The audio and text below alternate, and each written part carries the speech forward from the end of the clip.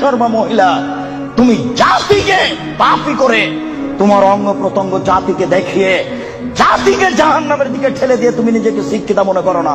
ভুল হিসাব তোমার বিদ্যাকে কবর দিতে এসেছি, তুমি মনে রেখো। তোমার মুখ দেখলে পাপ হয়, তোমার হাত দেখলে পাপ হয়, তোমার পা দেখলে পাপ হয়, তোমার শরীর দেখলে পাপ হয়, তোমার চুল দেখলে পাপ হয়, তোমার গোটা দেহটাই হচ্ছে অন্যের জন্য পাপের বস্তু।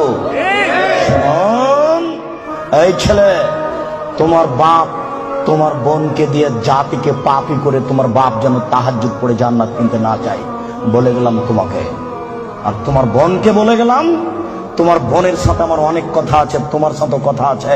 তুমি এক পায়ে হলে দাঁড়িয়ে থাকো, এক একটা বাক্যকে তুমি মনে করবে 1 কোটি টাকা মূল্য, তাহলে তুমি আজকে কথা মূল্যায়ন করতে পারবে।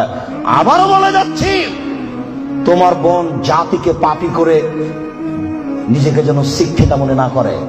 এই ছেলে, তোমার বোন জাতিকে পাপী করে যেন নিজেকে শিক্ষিতা মনে না করে। ও শিক্ষিতা নয়, ও বন্য, ও বর্বর, ও অসভ্য, ও অশিক্ষিতা। তোমার বোনকে যদি আমি বন্য অশিক্ষিতা প্রমাণ করতে না পারি, আমি জাতির সামনে বক্তব্য দেব না। তোমাকে বক্তব্যের সূচনাতে আর একটা কথা বলে যাচ্ছি, শোনো। আবু হুরায়রা রাদিয়াল্লাহু তাআলা আনহু বলেন, সিনফানে মিন উম্মতি ফিন্নার, আমার উম্মতের 2 শ্রেণীর মানুষ জাহান্নামে যাবে, লাম আরাহুমা, আমি তাদের দেখিনি। আবার শোনো সম্মানিত মুরব্বী, একটু দেখুন, আল্লাহ নবী বলছেন আমার 2 শ্রেণীর মানুষ জাহান্নামে যাবে, আমি তাদের দেখিনি।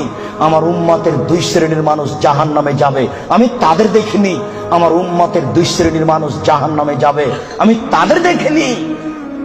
তার 1 শ্রেণীর মানুষ তুমি, আর 1 শ্রেণীর মানুষ তোমার বোন।